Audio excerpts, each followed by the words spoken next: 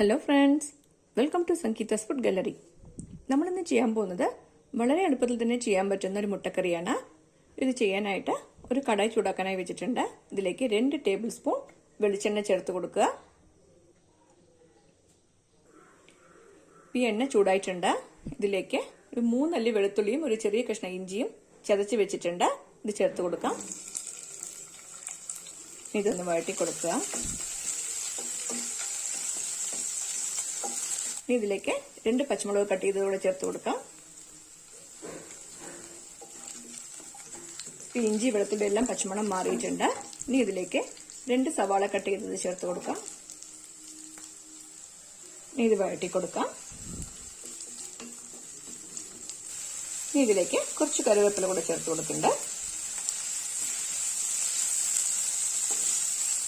ഈ സവാളയൊക്കെ ഒന്ന് വാടി വന്നിട്ടുണ്ട്. ഇനി ഇതിലേക്ക് 2 തക്കാളി കട്ട് ചെയ്ത് ചേർത്ത് കൊടുക്കാം.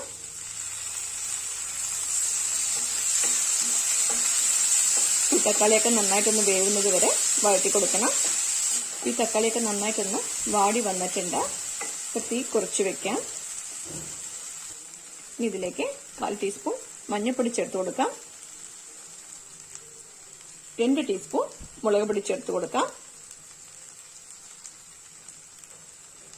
അപ്പം നിങ്ങളുടെ കയ്യിലുള്ള മുളക് പൊടിയുടെ എരിവിനനുസരിച്ച് മുളക് പൊടിയുടെ അളവ് കൂട്ടിയോ കുറച്ചോ കൊടുക്കാം കേട്ടോ. 1 ടേബിൾ സ്പൂൺ മല്ലിപ്പൊടി ചേർത്ത് കൊടുക്കാം. 1/2 ടീസ്പൂൺ ഗരം മസാല പൊടി. ഇതിലേക്ക് 1/2 ടീസ്പൂൺ കുരുമുളക് പൊടി കൂടെ ചേർത്ത് കൊടുക്കാം. ഇതെല്ലാം കൂടിയിട്ടൊന്ന് വഴറ്റി കൊടുക്കണം.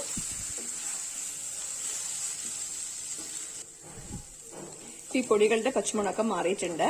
ഇനി നമുക്കിതിലേക്ക് വെള്ളം ചേർത്ത് കൊടുക്കണം.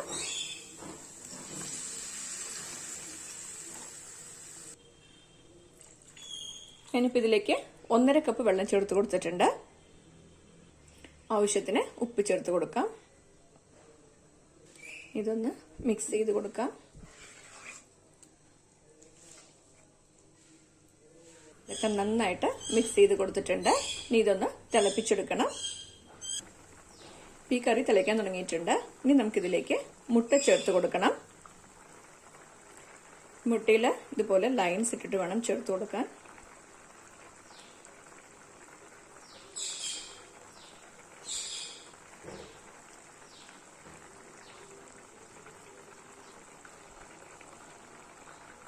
ഇപ്പം ഞാനിതിലേക്ക് 4 മുട്ടയാണ് ചേർത്ത് കൊടുത്തിട്ടുള്ളത്. ഇതൊക്കെ കൂടിയിട്ടൊന്ന് യോജിപ്പിച്ച് കൊടുക്കാം. ഇതൊക്കെ നന്നായിട്ട് യോജിപ്പിച്ച് കൊടുത്തിട്ടുണ്ട്. ഇനി തീ മീഡിയം ഫ്ലെയിമിലാക്കി വെക്കുക. ഇതൊരു 5 മിനിറ്റ് തിളപ്പിച്ചെടുക്കണം. കറി 5 മിനിറ്റ് നന്നായിട്ട് തിളപ്പിച്ചിട്ടുണ്ട്. കറി നന്നായിട്ട് കുറുകിയിട്ട് നല്ല കറക്റ്റായിട്ടുള്ള പാകത്തിന് വന്നിട്ടുണ്ട്. ഇപ്പം നമ്മുടെ കറി റെഡി ആയിട്ടുണ്ട്. ഇപ്പം തീ ഓഫ് ചെയ്ത് കൊടുക്കാം. ഇനി ഇതിലേക്ക് കുറച്ച് മല്ലിയില കൂടെ ചേർത്ത് കൊടുക്കാം.